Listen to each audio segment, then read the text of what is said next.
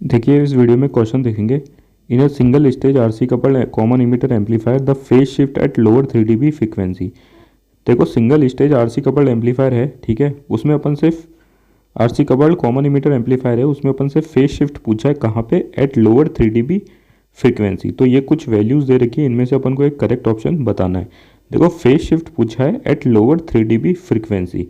तो देखो अपन RC coupled common emitter amplifier का फ्रीक्वेंसी रिस्पॉन्स कर्व देखते हैं, ठीक है। ये देखो फ्रीक्वेंसी रिस्पॉन्स कर्व है। इसमें आप जानते हो फ्रीक्वेंसी रिस्पॉन्स कर्व होता है जो गेन और फ्रीक्वेंसी के बीच में बनाया जाता है, ठीक है। आप इतनी बात मेरी समझ गए होंगे।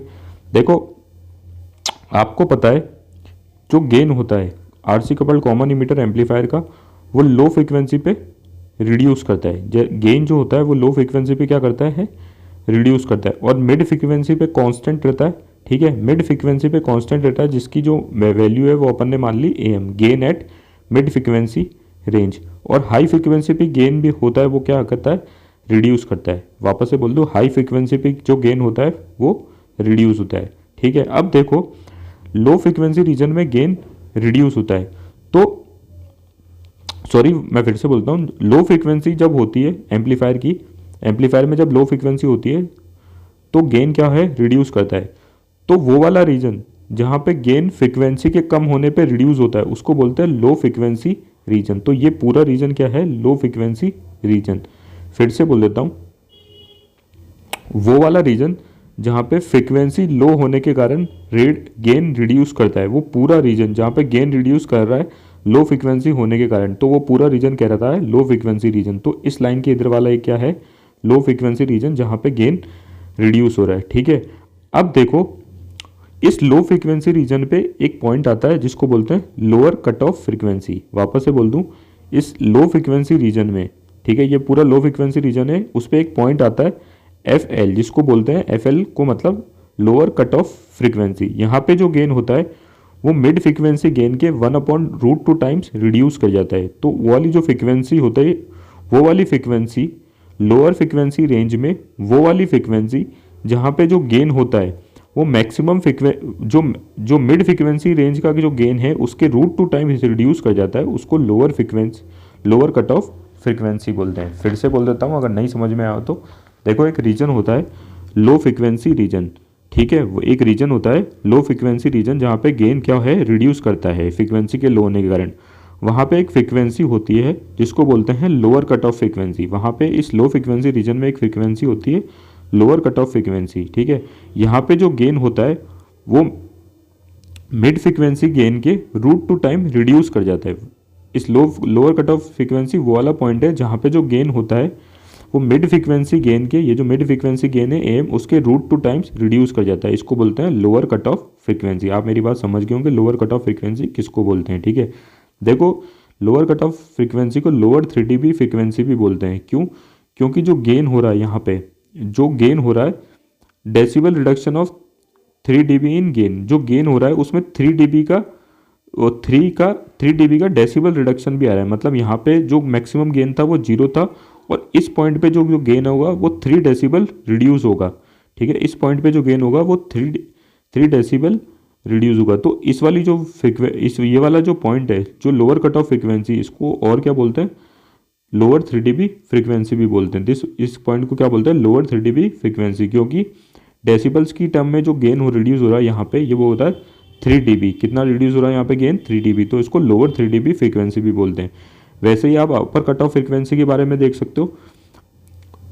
अपर कट ऑफ फ्रीक्वेंसी की डेफिनेशन यहाँ से बना सकते हो, upper cut off frequency is the point in high frequency region. Upper cut off frequency is a point in high frequency region where the gain reduce from 1/√2 times of mid frequency gain. Upper cut off frequency क्या है, वहाँ पे भी क्या हो रहा है, gain जो हो रहा है, जो रिड्यूस हो रहा है मिड फ्रीक्वेंसी गेन के 1/√2 टाइम्स, ठीक है ना। तो उसको बोलते हैं अपर कट ऑफ फ्रीक्वेंसी। बस दोनों में डिफरेंस इतना है, lower cut off frequency lower frequency range में, और अपर कट ऑफ फ्रीक्वेंसी अपर फ्रीक्वेंसी रेंज में, ठीक है। और इसको भी बोलते हैं अपर 3 dB फ्रीक्वेंसी, और इसको बोलते हैं लोअर 3 dB फ्रीक्वेंसी। आप दोनों में डिफरेंस समझ गए होंगे। दोनों पे जो गेन हो रहा है वो मैक्सिमम मिड फ्रीक्वेंसी गेन के 1/√2 टाइम्स रिड्यूस हो रहा है, ठीक है ना। बस डिफरेंस इतना है कि lower cut off frequency lower frequency range में, और upper cut off frequency high frequency region में है, ठीक है।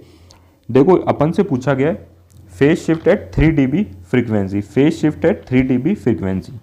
तो देखो दो फॉर्मूले होते हैं जो आपको याद रखना है। Total phase shift at low frequency range, देखो मैं आपको पहले ही बता दूं ये लोअर 3 dB फ्रीक्वेंसी यहाँ पे गलत लिख दिया है, वैसे ही यहाँ पे अपर 3 dB फ्रीक्वेंसी भी मैंने गलत लिख दिया है। फिर से बोलता हूँ ये दोनों चीज़ें गलत लिख रखी है, इन पे ध्यान मत देना, इनसे और कन्फ्यूजन होगा, ठीक है।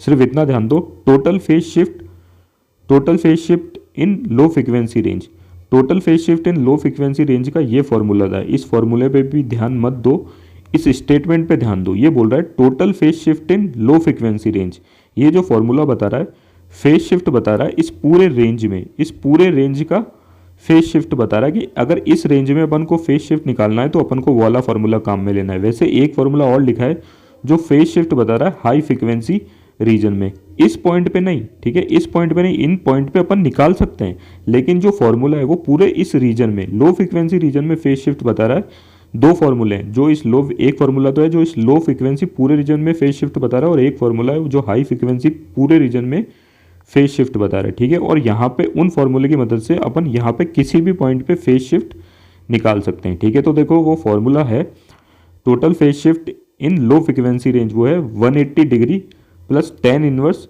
Lower cut off frequency upon frequency जहाँ पे अपन को फेज शिफ्ट निकालना है। फिर से बोल दूँ तो वो फॉर्मूला है 180 डिग्री प्लस tan इनवर्स, ये इनवर्स लिखना भूल गया, tan inverse lower cut off frequency upon frequency जहाँ पे अपन को फेज शिफ्ट निकालना है, ठीक है। वैसे ही देखो हाई फ्रीक्वेंसी रेंज में अगर फेज शिफ्ट निकालना हो तो फॉर्मूला क्या होगा 180 डिग्री माइनस tan इनवर्स यहाँ पे f मतलब जहाँ पे फेज शिफ्ट निकालना है अपॉन अपर कट ऑफ फ्रीक्वेंसी। तो दोनों फॉर्मूले आप देख लो, अपन दोनों रीजन में किसी भी रीजन में फेज शिफ्ट निकाल सकते हैं। देखो अपन से क्वेश्चन में पूछा गया था